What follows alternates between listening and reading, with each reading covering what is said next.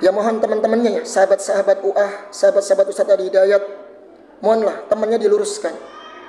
Jangan sampai kemudian orang-orang yang meluruskan beliau dikatakan apa? Dihujat. Bahkan pernah dikatakan apa? Seolah-olah seperti babi yang suka mencari keburukan orang lain. Tidak teman-teman, ya. Kita itu saling mengingatkan. Yang namanya teman itu apa? Yang jujur, yang tulus kepada temannya. Jika dia salah, dia keliru, kita luruskan. Bukan yang selalu membenarkan perkataannya, tidak. As-sadiq man sodakoka, la man sodakoka. Yang namanya teman itu orang yang tulus, yang jujur kepadamu apa adanya. Kalau salah diluruskan, kalau keliru diluruskan. Itulah teman. Bukan semuanya kemudian dibenarkan, membenarkan apa katanya. Tidak, itu bukan teman yang tulus namanya. Ya. Mungkin barangkali Ustadz Felix Shio yang beliau adalah dekat dengan beliau, Ustadz Adi Hidayat. Kemudian Ustadz Umar Meta juga termasuk dekat dengan beliau. Tolonglah dinasihati temannya ini ya, supaya jangan sampai melebar kemana-mana. Saya kasihan umat ini ya. Umat ini butuh pembelajaran tauhid yang benar sehingga faham akidah yang lurus. Assalamualaikum warahmatullahi wabarakatuh. Alhamdulillah wassalatu wassalamu ala Rasulillah wa ala alihi wa sahbihi wa man walah. Wala haula wala quwwata illa billahi amma ba'du. Kaum muslimin wal muslimat rahimani wa rahimakumullah. Di kesempatan kali ini kita akan mereaction sekaligus meluruskan pernyataan Al-Ustadz Adi Hidayat hafidhahullah ta'ala. Kami dikagetkan sebuah pernyataan beliau terhadap orang-orang Nasrani yang mereka ketika membacakan Bibelnya, kemudian beliau seolah-olah membenarkan bahwasannya Yesus yang ada di kitab mereka itu adalah Isa alaihissalam, sebagaimana yang kita yakini dalam agama Islam. Sungguh sangat mengherankan, dan hati ini sangat miris melihat seorang sosok Adi Hidayat yang Allah berikan banyak kelebihan. Beliau seorang da'i yang diberikan banyak kelebihan, di antaranya kuatnya hafalan beliau. Namun di saat itu momen yang tepat untuk mendakwai orang-orang Nasrani agar faham tentang ajaran Islam, agar dia masuk Islam, namun justru seolah-olah membenarkan agamanya dan justru meyakinkan akan kebenaran agama mereka. Ini yang sangat kita sayangkan.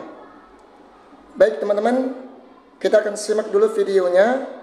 Nanti kita akan jelaskan ya, sedikit demi sedikit, agar umat ini tercerahkan, ya, agar tidak bimbang, tidak ada rasa bahwasanya Islam itu sama dengan agama yang lain. Tidak. Islam ya'lu wala yu'la alaih. Agama yang sangat tinggi, yang dijunjung tinggi dan tidak bisa dikalahkan dari agama yang lainnya. Baik, kita simak teman-teman dari pernyataan beliau. Mudah-mudahan semuanya baik, sehat, dan kompak. Saya mau minta satu, yang Katolik mana? Katolik, boleh ke depan. Kristen, Protestan, boleh. Oh, sisi sini ya, gantian, sisi sini. Nah, boleh. Oke, di bawah ya. Atau maju boleh. Saya maju. Hindu mana? Gak ada. Buddha? Gak ada, yang lain sudah. Oke, saya cuma minta satu aja ya. Nama siapa? Maria Kristina Mutibaria. Oke, Maria. Satu lagi? Desti Sukurniata Wambenoa. Desti, kemudian? Ananda Patricia. Saya panggil Tia ya. Oke. Nanda, oke. Maria, masing-masing satu-satu sebutkan satu ayat dalam kitabnya aja. Satu ayat aja. Oke. Maria? Satu aja. Ya? Bebas. Oke, kita pindah dulu. Yohanes 3 ayat 16, beginilah bunyi firman Tuhan. Ya. Karena begitu besar kasih Allah akan dunia ini, maka Ia mengaruniakan anaknya yang tunggal, Ya. supaya orang yang percaya kepadanya tidak binasa, melainkan beroleh hidup yang kekal. Amin. Baik, baik. Terima kasih. Nah, yang orang Islam tahu nggak ayat Quran terkait dengan Isa atau Yesus Kristus? Quran surah 19, suratnya Maryam di ayat ke-31. Siapa yang hafal? 5 juta. Tidak, siapa yang hafal? Qala inni abdullahi ataniyal kitaba wa ja'alani mubarakan aynama wa awsani bis shalah. Tuhan telah mengutus aku untuk menjadi penyebar risalah yang terbaik dan membawa berkah kepada siapapun yang aku ajarkan. Mirip ya? Oke, John, terakhir. Oke, kita pindah dulu. Yohanes 3 ayat 16, beginilah bunyi firman Tuhan. Ya. Karena begitu besar kasih Allah akan dunia ini, maka Ia mengaruniakan anaknya yang tunggal, Ya. supaya orang yang percaya kepadanya tidak binasa, melainkan beroleh hidup yang kekal. Amin. Baik, baik. Perhatikan teman-teman ya, pernyataannya sangat jelas sekali. Kata orang Nasrani ini dalam Bibelnya Yohanes 3 ayat 16 yang berbunyi, karena begitu besar kasih Allah akan dunia ini, maka Dia mengkaruniakan anaknya yang tunggal. Artinya mereka meyakini bahwasannya Nabi Isa alaihi salam adalah putra Allah, anaknya Allah, ya, supaya orang yang percaya kepadanya tidak binasa. Ini pernyataan dari orang Nasrani tersebut. Ingat, mereka meyakini Isa alaihi salam adalah anak Allah yang tunggal. Baik, teman-teman semuanya rahimani wa rahimakumullah. Dalam surat Maryam, Allah Subhanahu wa taala menyebutkan, wa qalu ittakhadar rahmanu walada.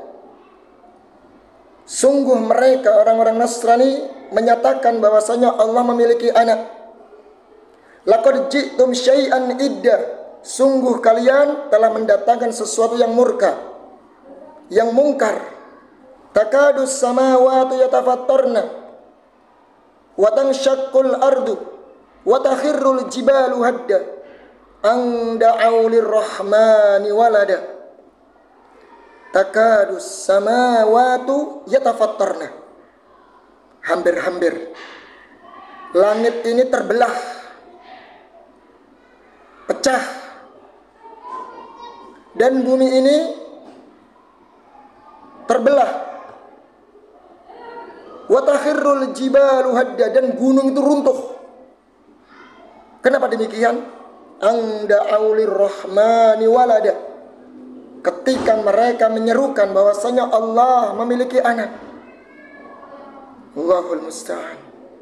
Bayangkan Allah Subhanahu wa taala ternyata begitu dahsyatnya membantah pernyataan orang-orang yang mengatakan Allah memiliki anak. Allah sangat tegas. Hampir langit ini terbelah, bumi ini hancur, gunung runtuh ketika kalian menyatakan Allah memiliki anak. Dalam surat Al-Kafirun, lam yalid wa lam yulad, Allah tegas katakan Allah tidak dilahirkan dan tidak melahirkan. Allah tidak melahirkan dan tidak dilahirkan. Artinya dia tidak memiliki anak. Namun kita sayangkan Ustadz Adi Hidayat di video ini, ya, dalam momen seperti ini yang seharusnya beliau jelaskan kepada umat Nasrani akan kebenaran Islam, ya, akan kufurnya orang yang mengatakan Allah memiliki anak. Namun justru kita akan lihat jawabannya, kita akan lihat sendiri. Terima kasih. Nah, yang orang Islam tahu nggak ayat Quran terkait dengan Isa atau Yesus Kristus. Quran surah 19, suratnya Maryam di ayat ke-31. Siapa yang hafal? 5 juta. Tidak, siapa yang hafal? Perhatikan, beliau malah tertawa dan justru seolah-olah membenarkan apa yang dikatakan. Ya, orang Nasrani ini dalam Bibelnya ini sama dengan apa yang ada dalam kitab suci kita, yaitu kitab suci Al-Quran. Bahkan beliau tertawa. Padahal di saat itulah momen yang sangat tepat beliau mendakwahi orang-orang Nasrani. Oh, tidak demikian. Dalam ayat kami, dalam agama kami, dalam kitab suci kami, Allah Subhanahu wa ta'ala tidaklah memiliki anak. Lam yalid wa lam yulad. Tidak beranak dan tidak juga melahirkan. Tidak melahirkan dan tidak dilahirkan. Justru diingkari kesempatan seperti ini. Bukan kemudian tertawa dan justru membenarkan pernyataan tersebut, seolah-olah agama kita sama dengan agama engkau, wahai Nasrani. Waliyadzubillah. Allahul musta'an. Hasbunallah wa ni'mal wakil. Baik teman-teman, kita akan lihat videonya. Qala inni abdullahi ataniyal kitaba wa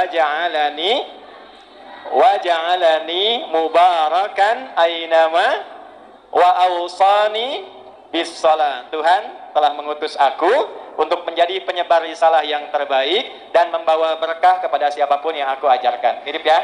Oke, John. Allahu Akbar, Allahul Musta'an. Ya teman-teman, kemudian dia mencocok logikan dengan surat Maryam ayat 31. Padahal di ayat yang 30 Allah Subhanahu wa ta'ala membantah pernyataan mereka. Sungguh sedih hati ini teman-teman ya, ketika seorang ustadz membiarkan sebuah keyakinan yang menyimpang dan menganggap Allah Subhanahu wa ta'ala itu memiliki anak, dan kemudian dibenarkan dengan surat Al-Maryam. Kata beliau ketika menukil surat Maryam, qala inni abdullahi ataniyal kitab wa ja'alani nabiyya. Perhatikan ayat yang ke-30 dalam surat Al-Maryam. Allah katakan qala inni abdullah. Perhatikan, sesungguhnya aku adalah hamba Allah. Lihat, tegas bahwasanya Nabi Isa alaihi salam adalah hamba Allah, bukan Tuhan. Wa ja'alani nabiyya, dan Allah menjadikanku seorang nabi, bukan Tuhan. Ini bantahan telak kepada orang-orang Nasrani yang mereka mengklaim Isa adalah anak Tuhan. Justru ayat ini membantahnya. Saya adalah hamba Allah yang beribadah kepada Allah. Saya bukan Tuhan. Dan saya adalah nabi, yaitu seorang utusan untuk menyampaikan risalah. Ya, jadi bukan anak. Bukan anak Allah, bukan Tuhan. Tapi kenapa beliau justru di saat yang sama justru beliau langsung meloncat mengartikannya, menerjemahkannya di ayat yang ke-31. Bahkan mengatakan Tuhan mengutus aku untuk menjadi penyebar risalah dan membawa berkah kepada siapapun yang orang yang aku ajari.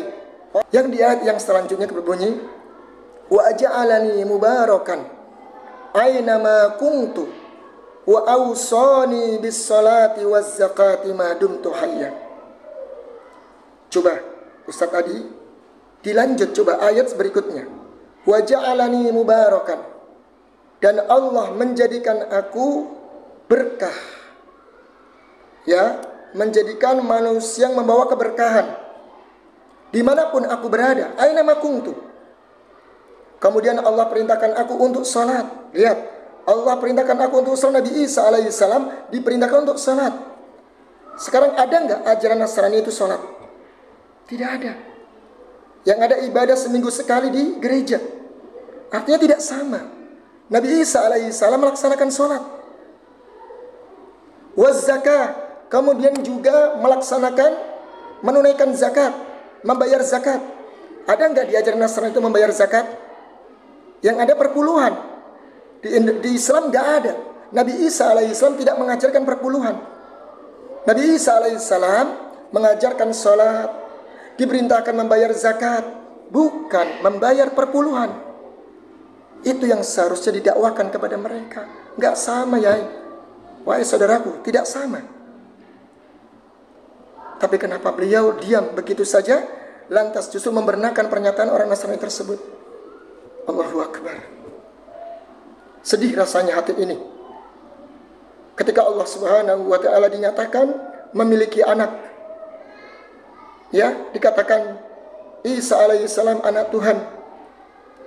Allah sampai nyatakan seolah-olah hampir saja bumi ini hancur, hampir saja gunung itu runtuh, hampir saja langit itu terbelah ketika mereka mendakwahkan, mengklaim Isa adalah anak Tuhan. Baik, teman-teman rahimani wa rahimakumullah. Kenapa semua ini berawal seperti ini? Karena semua ini terjadi. Kenapa ini terjadi? Karena dibangun di atas akidah yang tidak benar. Coba kalau dia paham sedikit saja makna kalimat tauhid la ilaha illallah. Perhatikan di situ kalimat tauhid la ilaha illallah. Yang pertama ada la ilaha, menafikan. Mungkin Ustaz Adi tahu ya. Di situ la nafiyalil jinsi. Ai nafyu jami'a alihatin min dunillah. Menafikan segala bentuk sesembahan dari selain Allah. Apapun bentuknya, sesembahan yang mereka sembah dari selain Allah, kita wajib menafikannya. Kemudian illallah, menetapkan isbat annallaha ilahun haq. Menetapkan bahwasanya Allah Subhanahu wa ta'ala ilah yang hak, yang berhak untuk disembah. Dalam kalimat tauhid la ilaha illallah ada nafyu wal isbat, menafikan segala bentuk jenis sesembahan dari selain Allah Subhanahu wa ta'ala, dan menetapkan hanya Allah Subhanahu wa ta'ala satu-satunya sesembahan Tuhan yang berhak untuk disembah. Artinya apa teman-teman?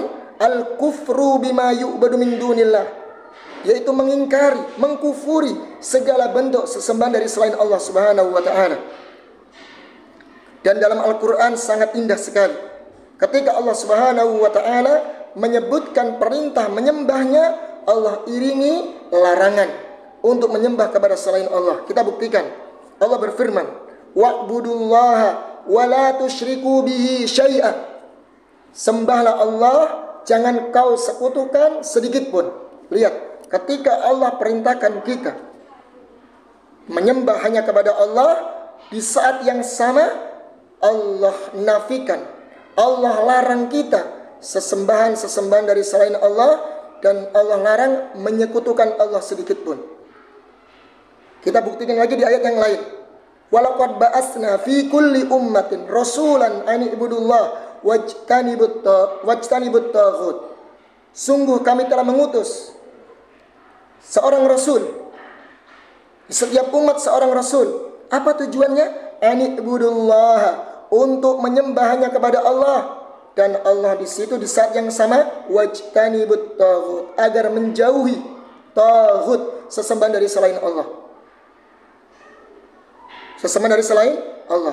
Di ayat yang lain kita sebutkan surat Al-Baqarah, ya ayyuhan nasu budu rabbakumul ladzi khalaqakum wal ladzina min qablikum la'allakum tattaqun alladzi ja'ala lakumul arda firasyan was samaa'a binaa'a wa anzala minas samaa'i maa'an fa akhraja bihi minas samarati rizqan lakum fala taj'alu lillahi andada wa antum ta'lamun. Lihat ketika Allah Subhanahu wa ta'ala menyeru kepada manusia, ya ayyuhan nasu budu rabbakum, wahai sekalian manusia, sembahlah Rabb kalian. Allah jelaskan kenapa kita harus menyembah Allah. Karena Dia yang menciptakan kalian dan orang-orang sebelum kalian, kemudian menjadikan bumi sebagai hamparan, dan menurunkan air hujan dari langit sebagai rezeki bagi kalian, maka hebatnya Tuhan kalian yang bisa menciptakan, memberikan rezeki, menurunkan hujan untuk kalian, maka fala taj'alu lillah, maka janganlah engkau jadikan tandingan-tandingan dari selain Allah. Jangan kau jadikan tandingan untuk Allah sedangkan kamu mengetahuinya. Lihat uniknya ayat tersebut. Ya, dalam Al-Qur'an ketika seseorang menetapkan sesembahan, ya, kita diperintah untuk menyembah kepada Allah Azza wa Jal. Di saat yang sama Allah nafikan, Allah larang kita menyembah kepada selain Allah. Karena menafikan sesuatu tidak akan sempurna kecuali dengan menetapkan. Sebaliknya, menetapkan sesuatu tidak akan sempurna kecuali dengan menafikan selainnya. Sebagai gambaran begini, ya, ketika seorang mengatakan la ilaha, menafikan saja, tidak ada sesembahan, dia jatuh kepada pemahaman ateis, menafikan sesembahan. Kalau dia hanya menetapkan Allah adalah sesembahan, itu belum dikatakan dia bertauhid, karena di sana nyatanya banyak sesembahan-sembahan dari selain Allah yang disembah. Makanya harus tegas, la ilaha illallah, la ilaha, kita nafikan seluruh jenis, la nafiyalil jinsi, nafyu kulla ma'budin min dunillah, alihatin min dunillah, menafikan segala bentuk sesembahan-sesembahan dari selain Allah. Kemudian isbat annallaha ilahun haq, kemudian kita tetapkan bahwasanya Allah sesembahan yang hak. Itu seharusnya, ya. Penafian tanpa penetapan tidak akan sempurna. Penetapan tanpa penafian juga tidak sempurna.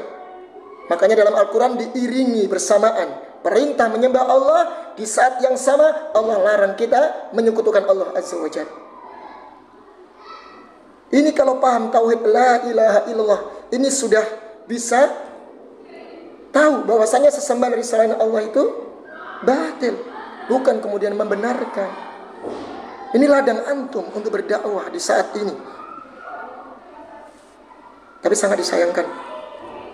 Maka semoga Allah Subhanahu wa taala memberikan taufik kepada kita semuanya supaya beliau mau mengkaji ulang, ya, tentang kalimat tauhid la ilaha illallah. Ya mohon teman-temannya, ya, sahabat-sahabat UAH, sahabat-sahabat Ustaz Adi Hidayat, mohonlah temannya diluruskan. Jangan sampai kemudian orang-orang yang meluruskan beliau dikatakan apa? Dihujat. Bahkan pernah dikatakan apa? Seolah-olah seperti babi yang suka mencari keburukan orang lain. Tidak, teman-teman, ya. Kita itu saling mengingatkan.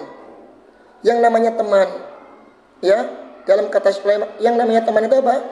Yang jujur, yang tulus kepada temannya. Jika dia salah, dia keliru, kita luruskan. Bukan yang selalu membenarkan perkataannya, tidak. As-sadiq man sodakoka, la man sodakoka. Yang namanya teman itu orang yang tulus, yang jujur kepadamu apa adanya. Kalau salah diluruskan, kalau keliru diluruskan. Itulah teman. Bukan semuanya kemudian dibenarkan, membenarkan apa katanya. Tidak, itu bukan teman yang tulus namanya. Ya, mungkin barangkali Ustadz Felix Shio yang beliau adalah dekat dengan beliau, Ustadz Adi Hidayat, kemudian Ustadz Umar Meta juga termasuk dekat dengan beliau. Tolonglah dinasihati temannya ini, ya, supaya jangan sampai melebar kemana-mana. Saya kasihan umat ini, ya. Umat ini butuh pembelajaran tauhid yang benar sehingga faham akidah yang lurus. Ya, semoga bermanfaat yang sedikit, teman-teman. Billahi taufik wal hidayah. Wassalamualaikum warahmatullahi wabarakatuh.